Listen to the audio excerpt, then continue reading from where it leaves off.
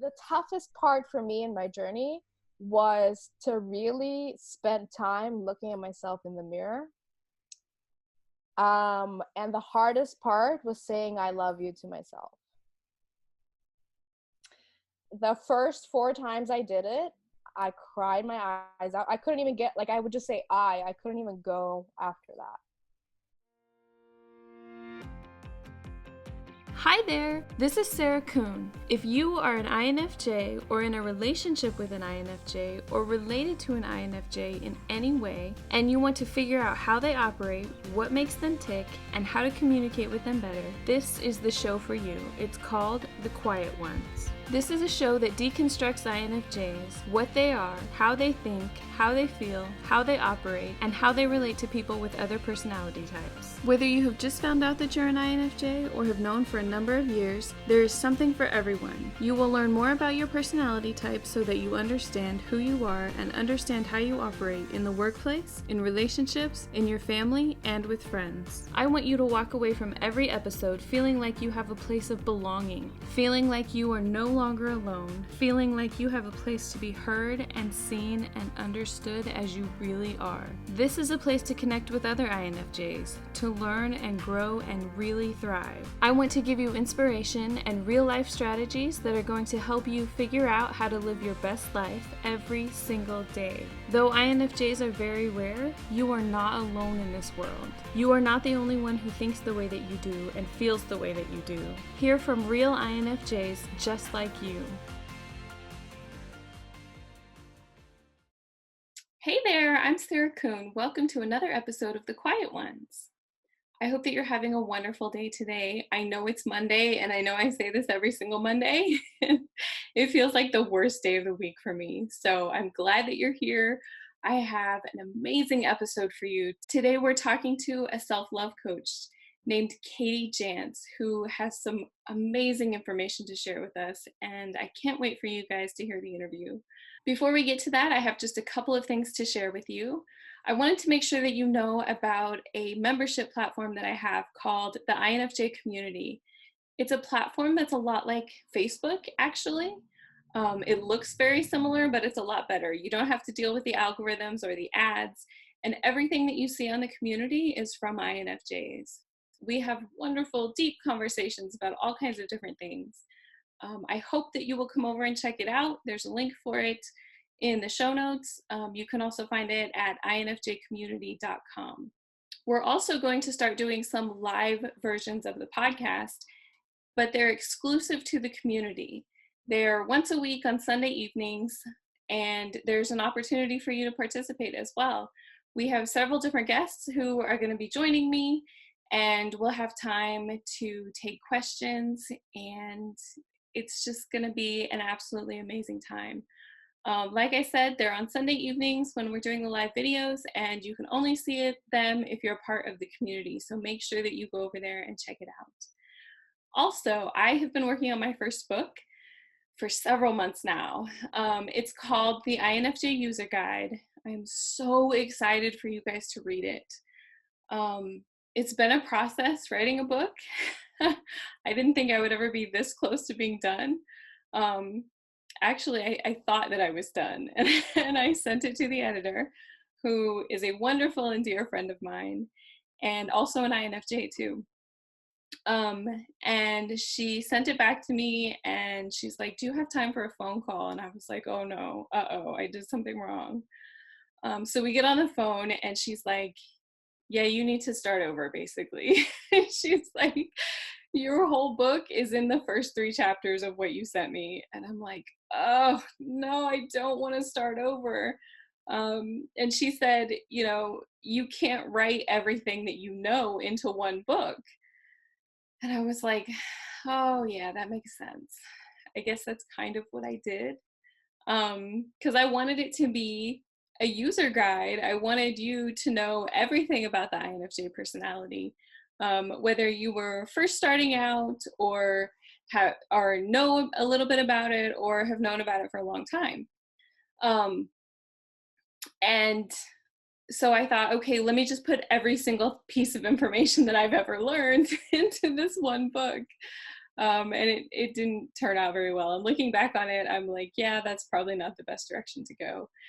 So we put together a game plan for me to basically throw everything out and start from scratch, which is what I did. And you guys, I'm so glad that I did it. I am so incredibly proud of the book, of what it's become, what it is. I can't wait for you guys to read it. It's completely amazing, honestly. It's going to be out in less than a month now. I can't believe it's getting so close. It's going to be out April 6th, and I've put it on pre-order it's been on pre-order for a little while now. But I've added some amazing bonuses. So if you've already purchased my book, you're going to be included in the bonuses. If you haven't purchased it yet, please check it out. Make sure that you do so. The link is in the show notes. And I wanted to tell you a little bit about the bonuses. There are 3 masterclasses that I'm going to be offering. So one on how to find your purpose, one on how to start a podcast, and the last one is on how to turn your blog into a profitable business. So make sure that you get in on those. They start not this coming weekend, but the next weekend. And then all of the masterclasses are going to be offered in the INFJ community. So if you do pre-order my book, then you get a free 3-month trial to the community. So make sure that you get in on that. There's also a free ebook that I'm going to be sending you very, very soon. That's called What to Do When You're INFJ. And it's all kinds of different scenarios that is great information for you when you get into some sticky situations. And it's also great to be able to give to your friend or your spouse or anybody that you'd like to share more information about your personality with. So that's going to be coming to you very soon. And yeah, I hope that you go over and check out the book. Make sure that you pre-order it, honestly. I really think it's something that every INFJ needs to read. And it's really a great resource, like I said, whether you just found out that you're an INFJ or you've known about it for a little while and have a little bit of information but are looking for more, or whether you've known that you've been INFJ for a long time. And like I said, the master classes are getting started in just a couple of weeks. So make sure that you go ahead and purchase the book now. The link is in the show notes. You can also find it at infjwoman.com. All right, so let's get to our guest. You guys, I'm so excited for you to hear this interview. I spoke to a lady named Katie Jantz, who is a self-love coach. I had no idea what a self-love coach was when I reached out to her, but I'm so excited that I got to talk to her. It's completely amazing that somebody coaches people like me and you on how to have more self-love in their lives. I had so many questions for her, and we actually talked for over 2 hours, and I still have a ton of questions that I could ask her even after that. So hopefully she's going to be a guest on one of our INFJ community live podcast episodes. So we'll see. But Katie is a self-love coach. Like I said, she works with clients one-on-one who find themselves stuck or looking for a change to create their vision and start living the life they deserve. She's been quoted in articles in Global News, Business Insider, Brit & Co., and various other publications. And just as a reminder, you can watch the full video interview on YouTube at youtube.com/thequietonspodcast. And there are also several other videos that come out at youtube.com/INFJwoman and on our Instagram page, which is at The Quiet Ones Podcast. So you're an INFJ, right? Yes. How did you find out that you're INFJ? I can remember back in middle school, maybe like grade 8 or something. Remember doing the Myers-Briggs test, and I have since then always just got an INFJ. I think at one point I got the last letter that changed. That it was like perhaps it's between the two. Maybe That was the most recent one. Probably because I'm really working on not judging others and not judging myself. So that J piece at the end. But yeah, I think since like grade 8, and I really felt understood when I read like the description. I was like, yes, this is so me. Yeah, that's how I found out. Oh, was there anything about it that you really felt changed your life or changed your outlook on different things? I really think just like having it as a tool of like deeper understanding on how I made decisions really helped me. And I think just like with everything else, like knowing that that's part of like my personality, but choosing in different situations that I could still lean to be a little bit more of an extrovert or an ambivert in the times that like I really need to step forward and make connections. But I think the biggest like understanding for me in the introvert part is of understanding that the way that I recharge is being by myself. So it's less about like the output. It's like once, I do all the things and I come home, I really just need to be by myself, like take a nap, read a book, do something to kind of let everything settle. And then so yeah, I think that was pretty life changing in understanding that. It's like permission. Yeah, exactly. That's a great word. Yeah. And it's just like having, the more you know about yourself or the more you know about a situation, I always feel like better prepares you to understand and to see like the areas where it really works for you and areas where it doesn't. Yes. Yeah. Awesome. I have to tell you, I'm so excited to talk to you. When I saw that you're a self-love coach, I don't know what that is, so you're gonna have to explain it to me. But I'm so excited because for the longest time, I honestly thought that I was born without self-love, without self-confidence. I was just like, I never had it. It was something that I've always struggled with. And I've sat through so many conversations with my parents, with teachers, even with bosses at times, which gets kind of awkward, Yeah. where they're like, um, your problem is that you don't have any confidence. And I'm like, Mhm. yes, I know that's the problem. How do I fix it? And they're like, I love that you're so excited. You're like, yes, I do have this. Yes. like, yes, I've heard it before. I've heard it multiple times, lots of times. And my next question is always, how do I fix it? And they're like, I have no idea. I've never had that problem before. They're like, this is where it stops for me.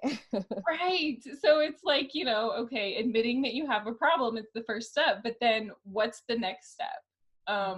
And that's been the biggest struggle for me. It's only really been in the last couple of years now that I've realized that it's not that some people are born without it. It's just that it's a challenge for some people. It doesn't come as naturally to some people like myself as it does to others. Yeah. I really don't think that it's something that like we're all born with. Like when we're little babies, we love ourselves, when we like I have a little friend who has a baby, and when he sees himself in the mirror, it's like he is amazed with himself. Like you can tell that like kid is like in love with himself. And I Right. think that's also like what we all experience. And then as we start to grow up, we start getting to hear feedback on like, you're being a bad child. And then as a little kid, we're interpreting that I'm bad, or I'm not worthy of this. And then we continue into our teenage years, which is probably the biggest place where we get hurt in how we feel. And then we start to learn what's acceptable in society and what's not, what opinions are accepted, what nationalities, like all those other factors that we get judged on and that we judge others on as well. The things that we see in media, I mean, that's like that deserves its own episode all on its own.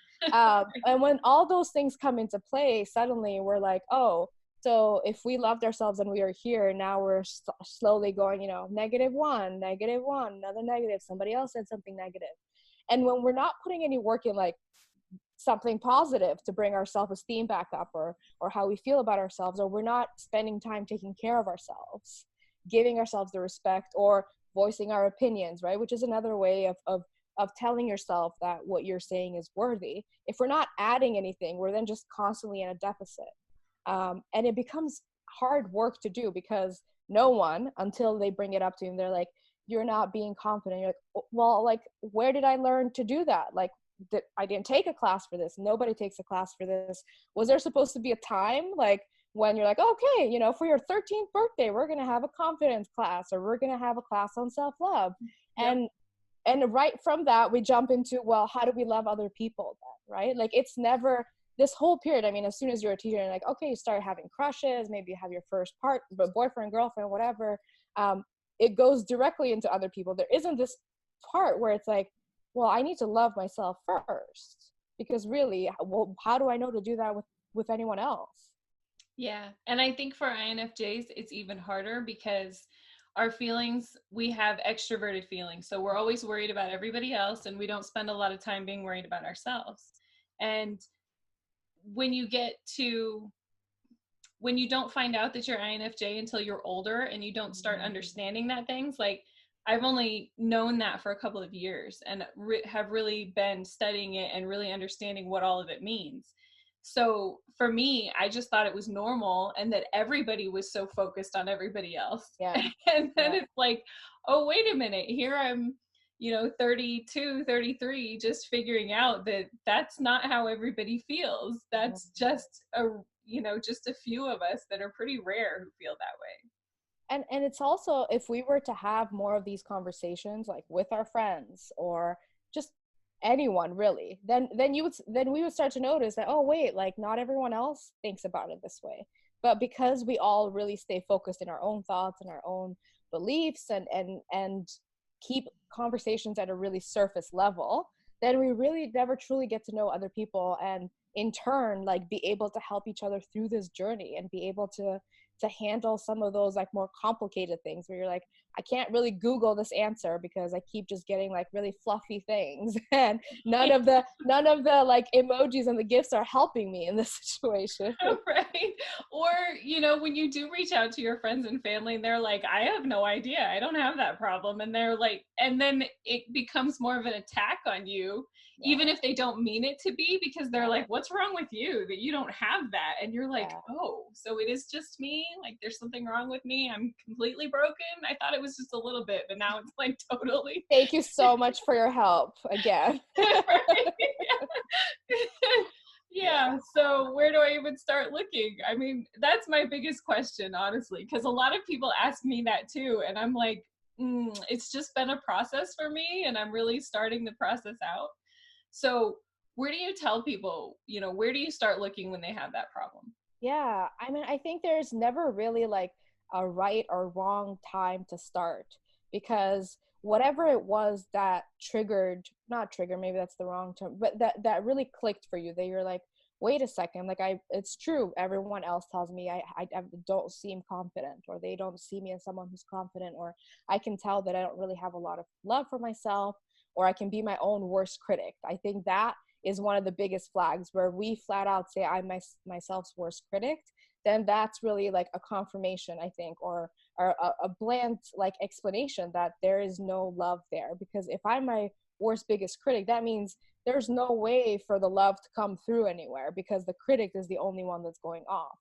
And Right. so I don't think there's ever any wrong time. I think whenever it happens is the right time for you, because we have to also be in the place to be able to accept that now is the time for me to look at them, or to look at this. Now I have a little bit more maturity. Now I see how it's affecting my life.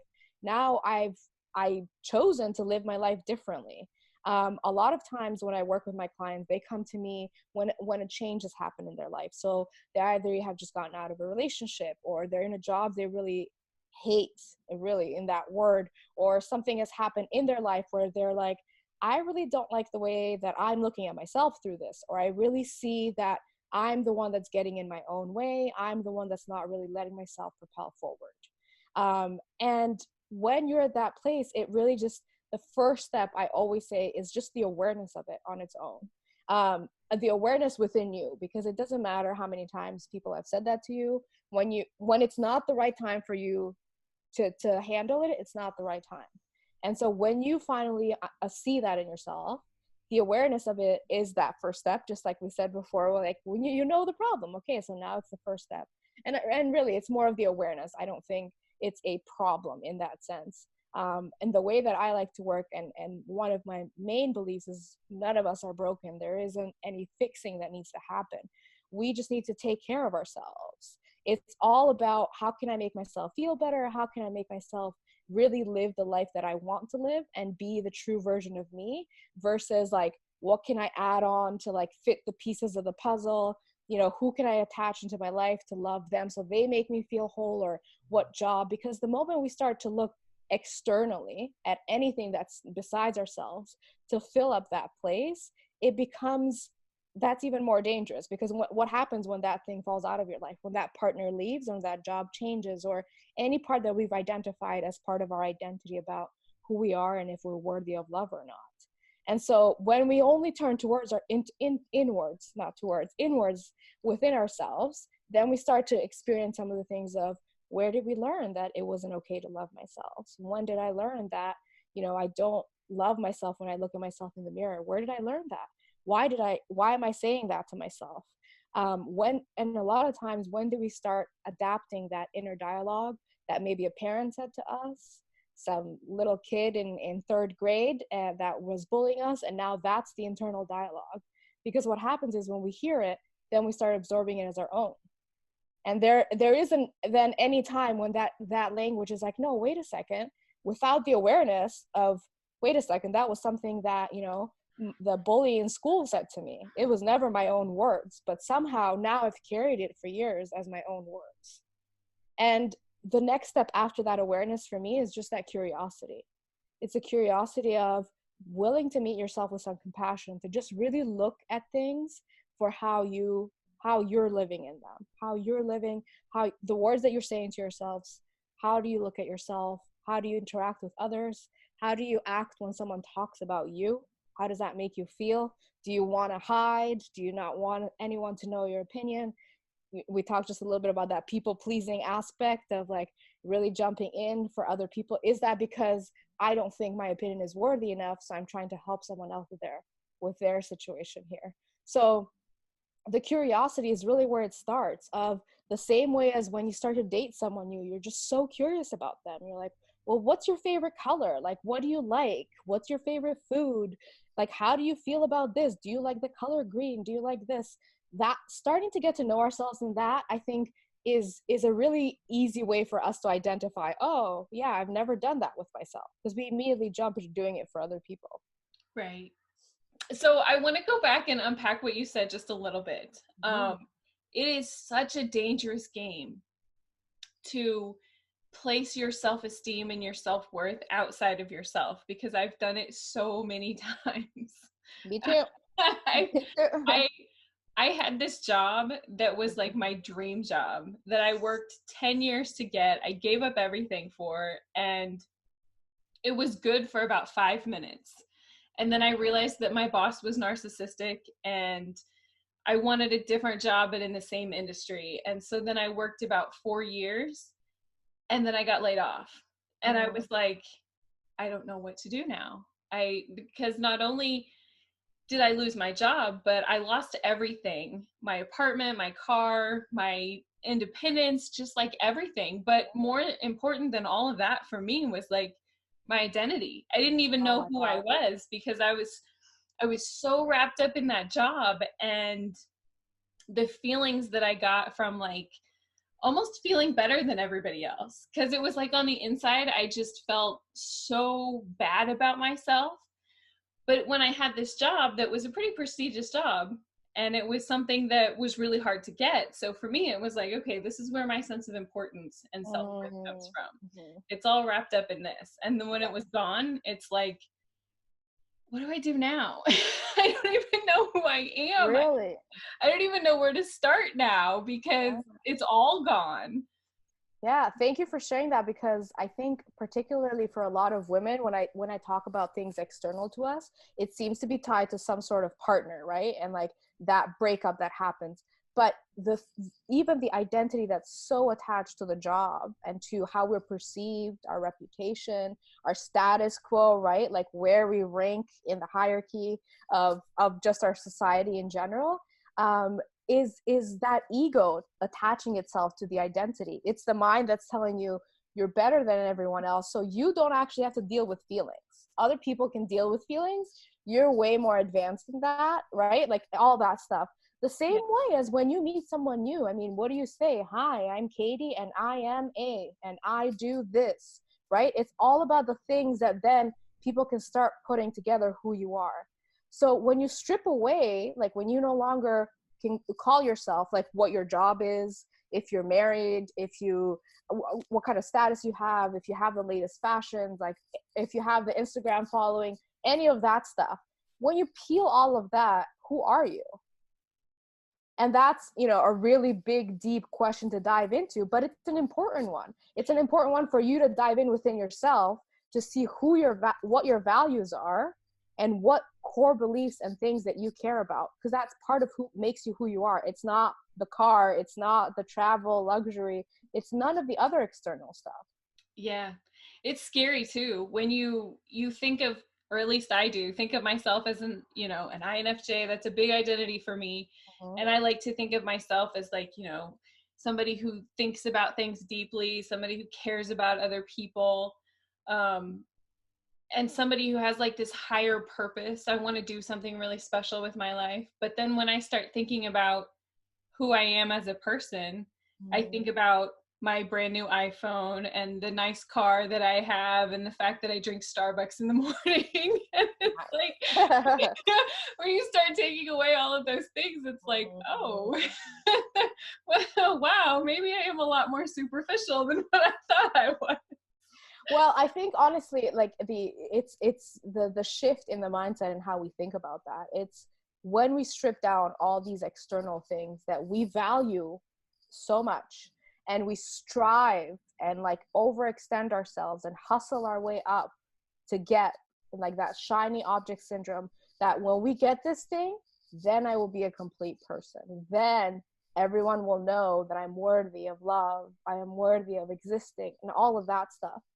But when we strip all of that away and we come back to what we care about, which is making an impact in the world, being a service to others, any of these things, it brings it back to that we're actually all a lot more similar than we are different, which is the biggest trip for your mind, because your mind wants to think that it's so special, that you're the only person that can do this. And that's why you must rank higher than everyone else. Because that's all it gets you. I mean, it gets you the external stuff. It doesn't get you any more peace. It doesn't bring you any more happiness. It brings you money and fame and all that stuff brings you freedom, sure, for the time being.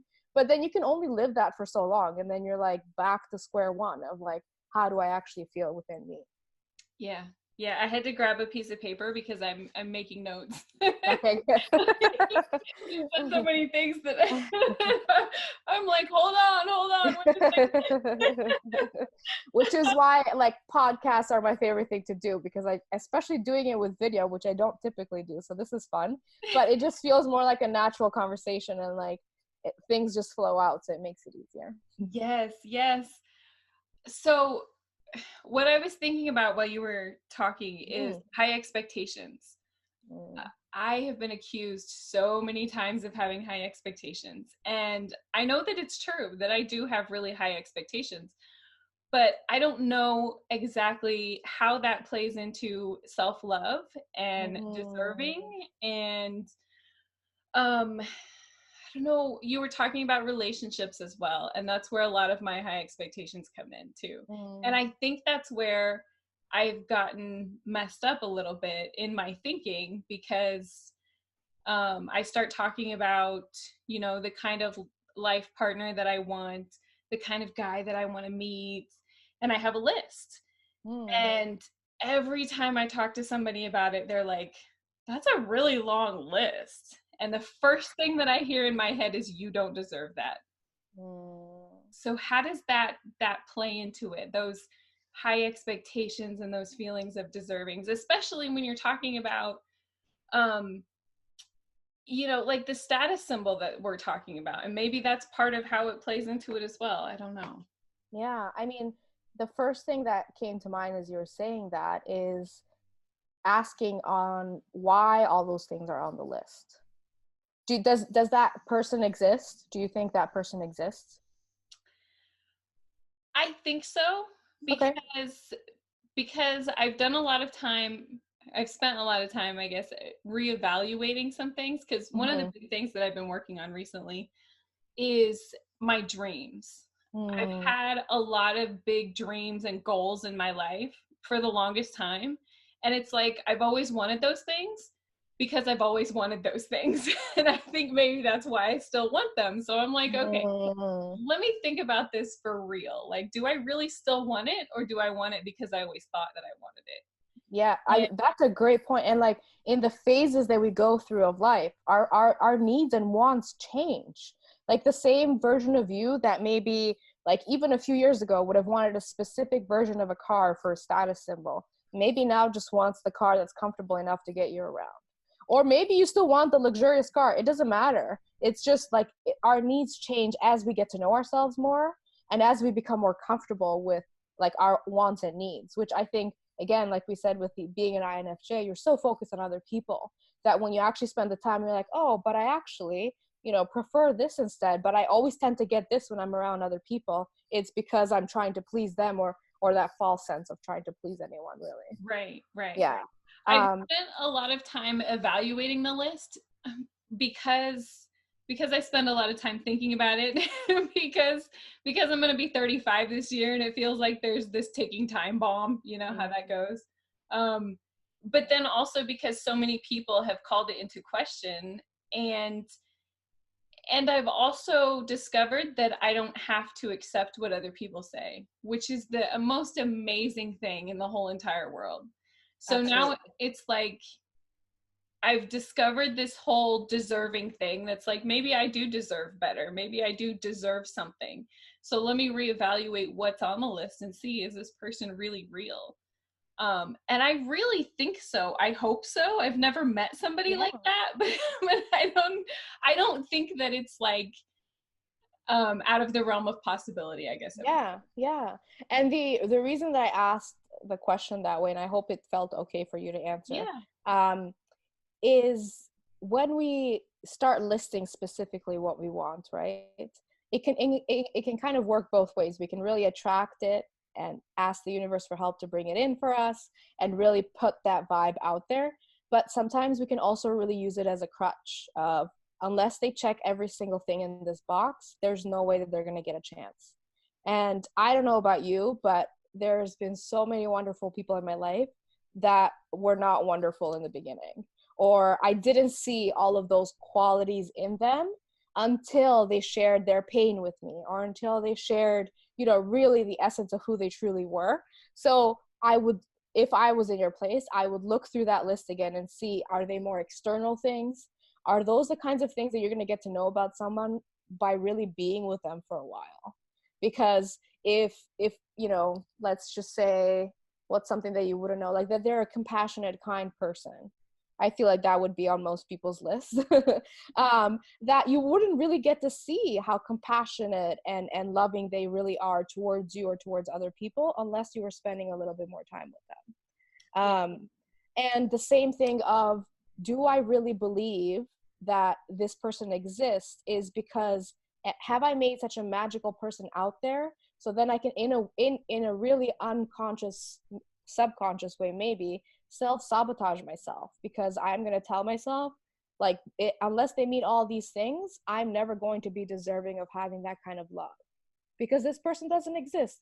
And a lot of times our ego makes up that story in our head as a way to protect us, right? Because we've been hurt before, our heart has hurt before, we haven't treated our own selves well before. So there's all these pockets of like, let's put together these stories, and our ego and our mind really loves stories. It really loves making a story out of anything.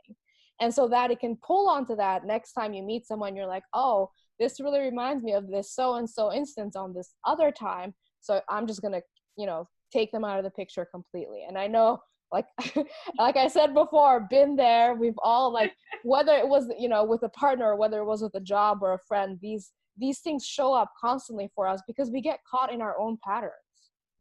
Yes. It Yes, for sure. That I've definitely done that. There's a lot of self-sabotaging for sure. And now that you say that about jobs as well, that brings up something else that I really want to ask you about. I have had way too many jobs, first of all. But that also means that I've gone on a lot of interviews and Mm, applied for a lot of jobs. And I've heard this from other people too. It's almost like when I'm looking for a new job, I'm scared to apply for a job unless I'm 100% qualified for it. And Mm, even then, it's like, I don't know. And then when I get called in for an interview, my first thought is, okay, how is this job going to work? Like, what's it going to entail as far as the commute? This is going to work out and mhm. everything, I'm going to get this job. And then I go in for the interview and I'm like, I can't even answer their questions because I can't sell myself because I don't have enough confidence in my abilities to be able to say, yes, I can do this. um it's such a problem as far as job interviews go. It's Yeah. And terrible. I think you touched on it, like right even in that first step.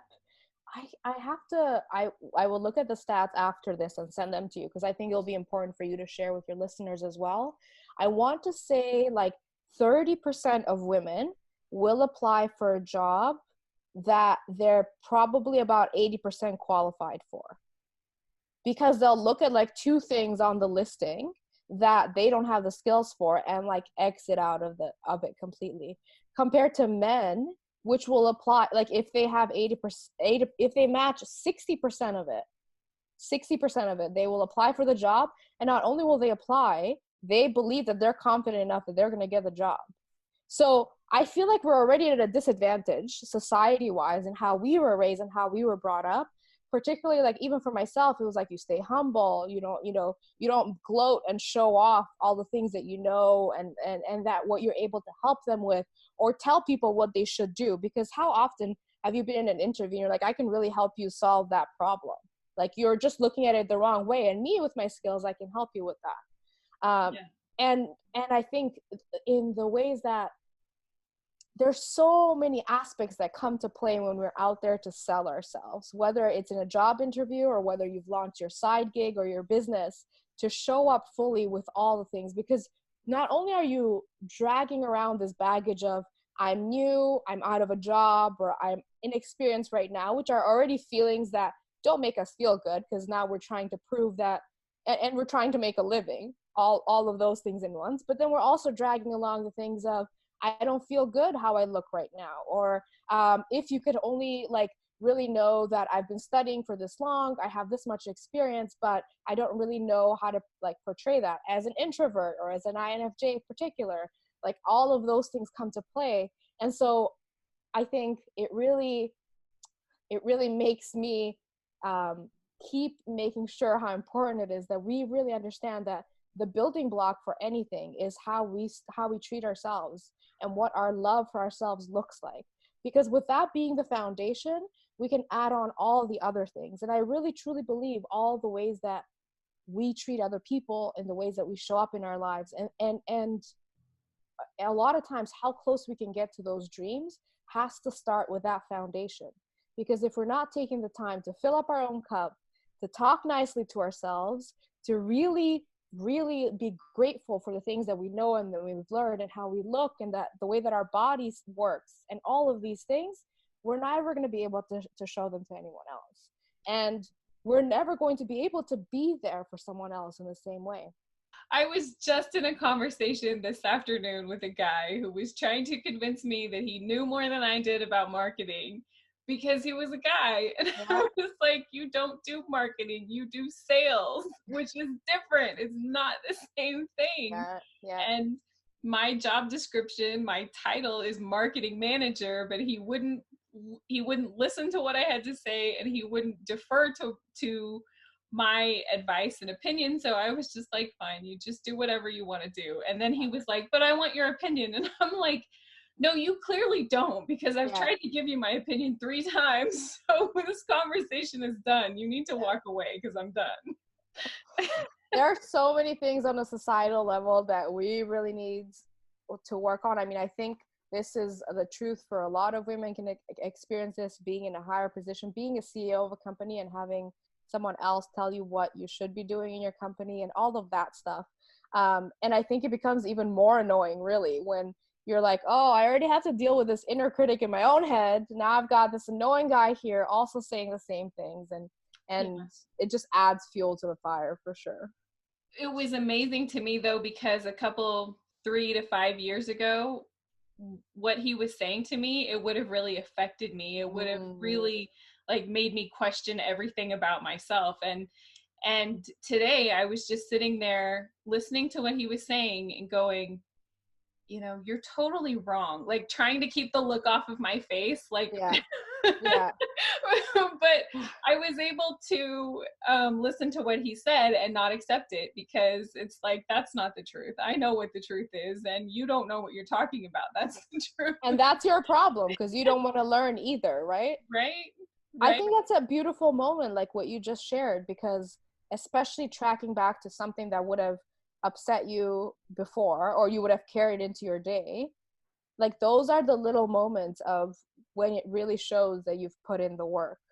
Because a lot of times when you're doing this kind of work, it really feels like you're like, okay, well, I don't have something tangible. Like I didn't get like an award at the end of this. I didn't get like new credentials to add to my name, right? Right? Like I don't need to go to school for self-love because there's nothing I'm going to add after that. Who am I Right? going to, I can't put this on LinkedIn. I can't add it to my signature, any of that. But in those moments when you start to track back and you're like, this would have really upset me, and now look, I still have the rest of my day to enjoy it and to experience it as is without being affected and attaching something. Like it's such a powerful thing. Yeah. It really is, and it's kind of one of those things that it almost sneaks up on you, honestly. You don't really notice it. It's like a little bit, and then all of a sudden it just, you know, it's, I don't know if that makes sense. Yes, and all of a sudden you're like closer to being the truest version of you. Yeah. Yeah. And Yeah. it's so important to recognize and be grateful for yourself and the work that you've put in those moments, because again, like as soon as you have a little bit of pathway, your ego is ready to make up a new story about something else that you need to fix about yourself, right? It's Right. like, okay, whatever, we've moved past this. But it's important to recognize that moment of celebration, because it is a way of being grateful for yourself, giving love back to yourself, and just recognizing that I did this. It's the hard, as I like to call it, the hard shit that I put in that got me here. Yes, for sure. So I want to go back a little bit. We talked a little bit about being seen, Mm, and that is one of the biggest things that I have struggled with and still struggle with. And I talk to a lot of people, a lot of INFJs who want to start a blog, or they want to start a podcast or a YouTube channel or whatever it is. And even if it's just a regular job, you know, like we talked about going to an interview, any type of putting yourself out there, being seen is such a difficult thing. Especially, you know, we deal with perfectionism. A mhm. lot of us women deal with feeling like we're not enough just because of the way that we look. You know, because some of us are overweight, like me. Me too. Some of us have brown hair, and we're like, man, I wish I could have blonde hair. I spent so much money dyeing my hair blonde for like 3 years, and and I was thinking about it just recently because I got my tax return back, and I'm like, oh, I could go dye my hair again, but then I'm like, do I want to? But it's just, it all really goes back to being seen. We're afraid to put ourselves out there. How do you get past that? How do you, or power through it? What's the process? What does that look like? Yeah, I'm gonna bring it right back to that awareness again. Once we identified that, okay, like I noticed that I feel super conscious. I'm so focused on like how I look, right? And like how I'm presenting myself in front of this in the situation. It's important to notice like the thoughts that come up. And that's what I really mean by the awareness. When you look at yourself in the mirror, are you nitpicking at the things that you don't like about your face, your body? Are you noticing the new wrinkles, the gray hair, that extra like side muffin, or what was it? I forgot the name. Like, I'm just gonna call it stop. fat, okay? The fat on the side, like all of that.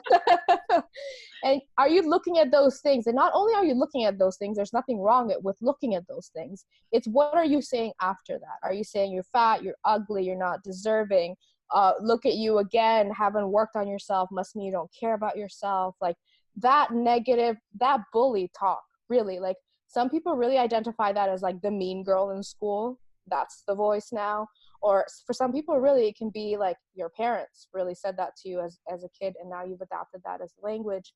like media in general, right? Like all of these things. So paying attention, and it can really be helpful to really personify that inner critic as someone that you don't like, right? So sometimes you can give it a name of somebody that you really don't like, and then you can be like, oh, there's so and so again. Like, that's not me.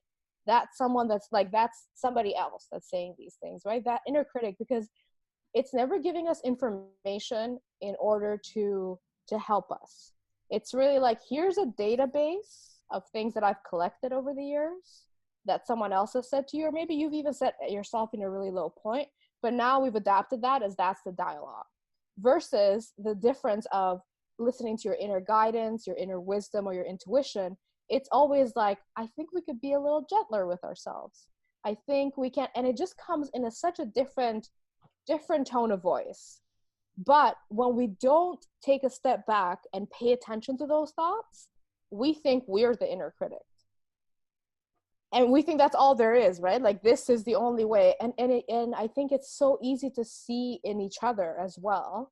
Like, when you've just been so hard on yourself, like you go to a friend, you can just see, like, you can see that they're having all these thoughts. You can physically feel like how like wrapped up they are in it. You can really see that they're going through something.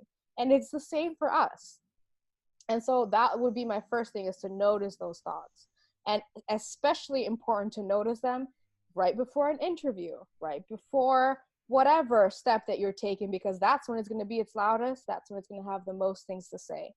And with the awareness of that, I think takes it back to that first question we were talking about. Well, who am I then, right? If I'm not this inner critic, and if I'm not this like inner voice that's giving me the guidance, then I must be the observer. There's a whole other third person in this dialogue. So then when we're noticing the dialogue, we can pick and choose who we want to listen to. We can pick and choose to listen to, okay, maybe I can be a little bit more compassionate with myself today. And that's how that voice gets a little bit louder, and it starts at least becoming in balance with the ego of itself. That's interesting. I've never thought about that. There is definitely a fight in my head all the time. Okay, good. Because I had this conversation with a friend, and she said she read something that there's people out there who don't have an inner dialogue. And I'm like, so, okay, I think this is going to be fake news, so I'm going to stop spreading it, because I think most of us have an inner dialogue. Yes. I've just never thought of myself as the observer. I mean, I've thought of both sides, and it's like, okay, I'm either on the good side or the bad side today. I'm either picking Yep. the good thing or the bad thing, and there's never like a neutral thing, because with me, everything is black and white. It's all or nothing. It's, you know, if I'm going to do something, it's going to be perfect, or I'm not doing it at all. And there's been so many things like that that I've had to put down, because it's like, I'm not perfect at it, so I'm not going to do it. I tried to be a runner for like 2 years, and I was like obsessive about it, like running 2 or 3 hours a day, Wow. 6 days a week. And I'm like, you know what? I still stink. It's been 2 years and I'm not very good. I'm getting a little bit faster, but I was supposed to lose a ton of weight and I didn't. And I was like, oh, this is terrible. I'm not going to do it. But there have been so many things. And like my blog too, I've started 6 or 8, probably 10 blogs.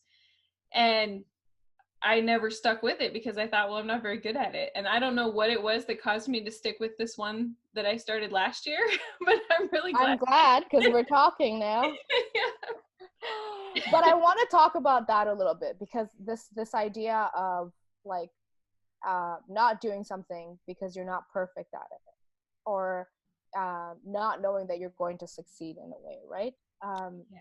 Is really this like big crutch in a way of letting yourself try anything and fail. Because what's the worst that's going to happen if you started running and it didn't work? You actually didn't enjoy it. Maybe you weren't like, maybe it wasn't like happening for you because you didn't really want to do it. It was just something that you took on because you thought about it, right? It's the same thing with like, if you've got a blog, you have all these posts but you haven't shared it with anyone, because what if it fails? And one more on that, what if it succeeds? What if it succeeds and I'm not the perfect person, it's not the perfect blog, then what? It's almost as scary what if it succeeds is what if it fails. Scarier, Yeah. right? Because it's like when you first start out writing, you sit down to write and you're like, what if nobody ever reads this? You know, and you're like, I'm going to put all this work into this and then nobody's going to see it ever. But then you start writing stuff and it's like, for me, it was really hard because I like to pour my heart and soul into what I write about. I want to write about something important that Mm-hmm. matters. Mm-hmm. And then it's like, what if somebody does read it? what if, what What if, if it changes someone's life? or what if they read it and they judge me? What if I'm the only one? What if they're like, just like what we were talking about before, like, oh, you're the only one who does that. Why would you say Mm. that? Yeah, it really it's the fear is that we can be imperfect humans, launch imperfect things, and still be hella successful. Like that is the ultimate fear. Why? Why? Because we already know and understand there is no perfection. Like the level of perfection that we're striving for ourselves, for our work, is just unachievable. It's just unachievable because it doesn't, there is no point in perfection. Like that's actually not where we learn with our flaws, we learn with the, like, think about some of the quirks that the people that you love the most have. That kind of makes them them, that kind of gives you reasons to love them. Right? So it's the same, it's like it feels so difficult to like turn that mirror on ourselves and like, can I still love myself while I don't feel I'm at my optimal best, while I suck at running, while I'm overweight, any of those things? Is it still acceptable for me to love myself if I'm not perfect? I think one of the things that I really struggle with, especially when it comes to some of those things that you mentioned, is like, if I love myself the way that I am, I'm not going to change. Is Like that true though? I have this terrible thing, and maybe it's one of those fears that I need to work through.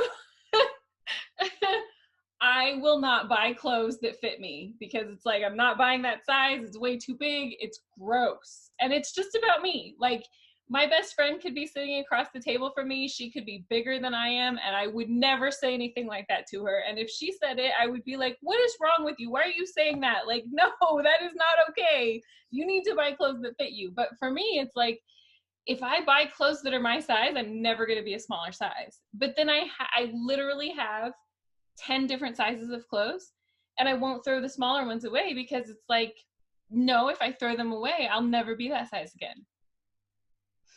It's one of those things that's just like this terrible cycle. There's quite a few of those cycles in my life, and that's like one of the biggest ones that's like, nope, I'm not going to do it. I can't. That's the thing. That's the one thing. It's not what I eat. It's not that I drink Starbucks every morning. It's not that I won't get out of bed and go exercise. That's not what's keeping me from losing weight. It's the fact that, I have clothes. Or that That I have have clothes, the and right that I'm clothes. and that I'm actually comfortable in them. But I really want you, I think specifically um with what we're taught about health in regards to size and in regards to weight and what that means about whether we're healthy or not, and whether we are deserving or not, and what, because you use the word gross as well, what are some of those mean words that we use around that.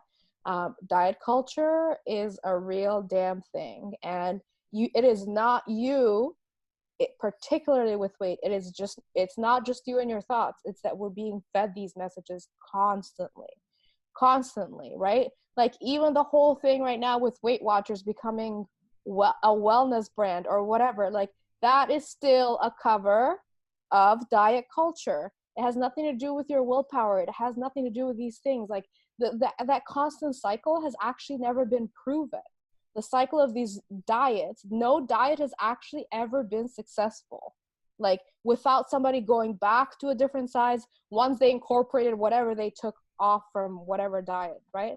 And Right. so I think particularly in that case, it's really important to notice all the other messages that you're receiving.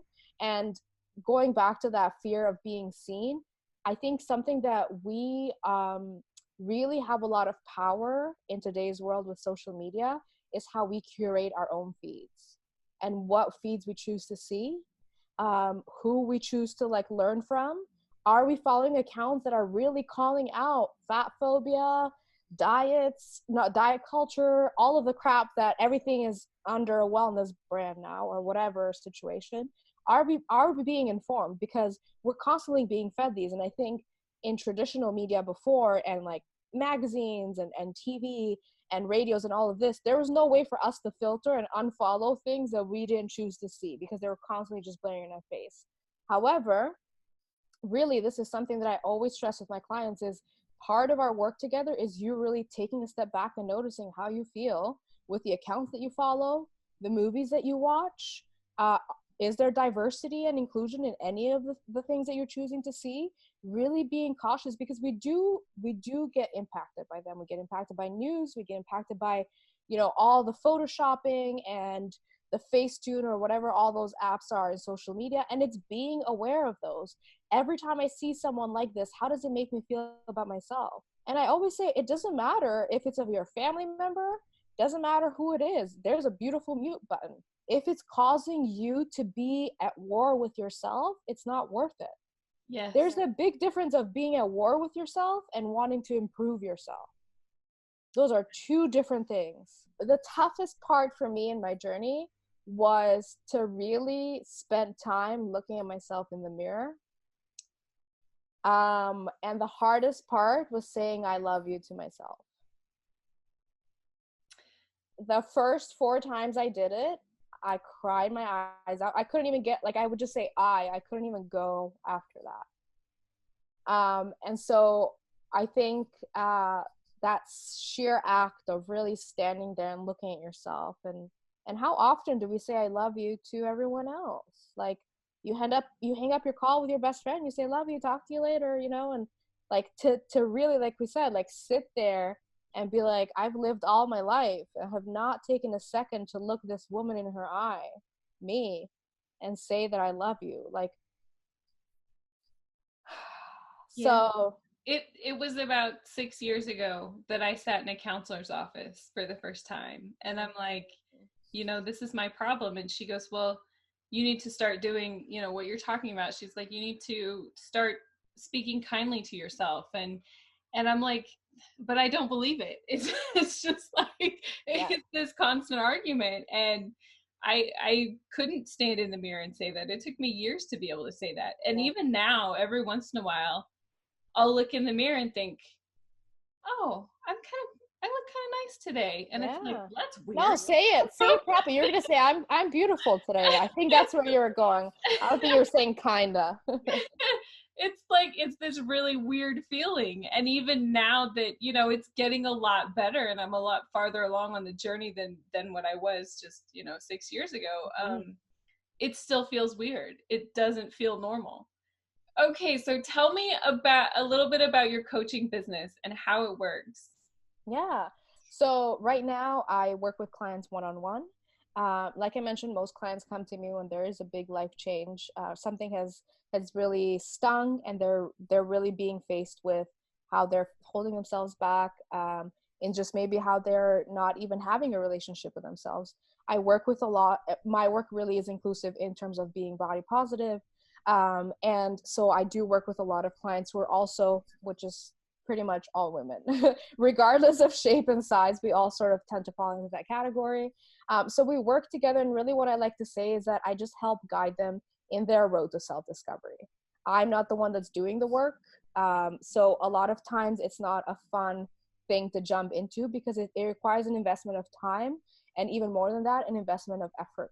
Because there isn't ever a time where it's going to be the perfect moment for us to work on ourselves. There isn't going to be this magic chunk of time that's going to show up and say that for the next 3 months, you're really going to dedicate this time to yourself and getting to you to feeling better with yourself. So it makes it harder, because the choice is ours and we have to be the ones to initiate it.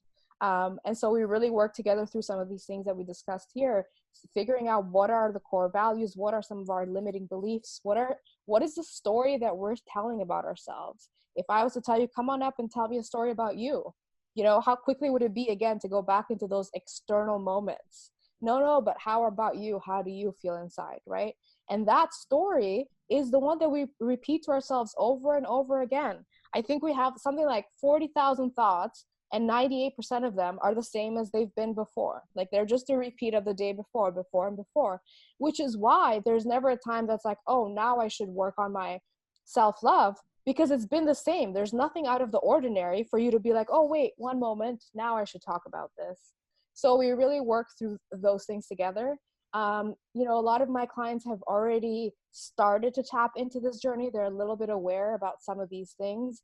It takes a certain level of awareness before you're like, okay, I've done so much work on myself, or I've already taken some of these steps, but I really feel stuck and I don't know where to go next. And I think that's really when it becomes beneficial to work with a coach that feels good with you and resonates with you, that can get you to those next steps. Because again, the self-talk is always the same. And so you're going to be in that cycle. You're never going to catch yourself because this is your cycle. And there's nothing out of the ordinary. So when you say something out loud to me, I'm like, oh, did you notice, by the way, like that's the word that you used when you were describing yourself. And for the first time, they'll always look at me and be like, what? Like, exactly. These are the words. This is our inner dialogue. And when we say it out loud, it loses a lot of its validation. But otherwise, if no one is probing you with these questions, it's not really coming out of you in any way. And so by the time we work together for 3 to 6 months, depending on what we're working on.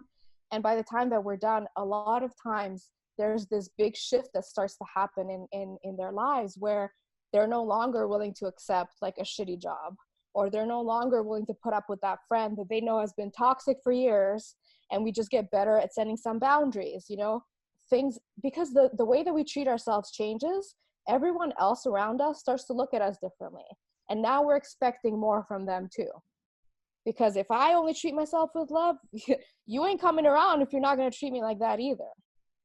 And when I set that expectation and that's my baseline, honestly, it really starts to drop some people really quickly, and it really starts to shift. But what it really does is really empower you to go after all those dreams that you've had that keep staying in the back burner because you're just not ready for it yet, right? Like we talked about that launch, and that like, I'm just going to go for it, whether it's going to be received well or not, whether it's going to change someone else's life or not. It doesn't matter. This feels like part of my journey, and I'm going to do this.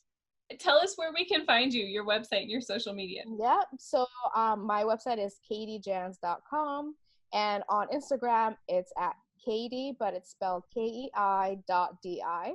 And I hope that you'll connect with me there, because Instagram stories is where I live. More than posts, it's just stories. So you can expect stories of my dogs and my food, but then also lots of self-love tips in there too. Awesome. All right, I hope you guys enjoyed that interview as much as I did. Katie is such an amazing person to talk to. She is so sweet, and I really enjoyed our conversation. Here's some takeaways from the interview. Number 1, we're all born with self-love. As we grow up, we are taught things that have an impact on how we feel about ourselves. Number 2, if we don't add our own self-love, then we will always be at a deficit. Number 3, when you are looking for self-love, it's a process and a journey, and it's different for different people. Number 4, awareness that you lack self-love or confidence is the first step to getting more self-love. Number 5, it's a dangerous game to place your self-love and self-esteem outside of yourself. Number 6, your inner critic is your worst enemy that's made up of everything negative you've learned in your life. Number 7, the level of perfectionism we search for is unachievable. It's still acceptable to love yourself even if you're not perfect. And number 8, if your social media is causing you to be at war with yourself, it's not worth the time you spend there. It's time to reach for the mute and unfollow buttons, regardless of who it is. All right, that's all we have for today. I just want to give you one more reminder to make sure that you pre-order my book so that you can get in on all those amazing masterclasses. You can find the link for it in the show notes. You can also find the link at infjwoman.com. Also, make sure that you subscribe wherever you listen so that you don't miss an episode. And head over to YouTube at youtube.com/thequietonespodcast so you can watch the videos. Thank you so much for listening, and we'll see you again next week.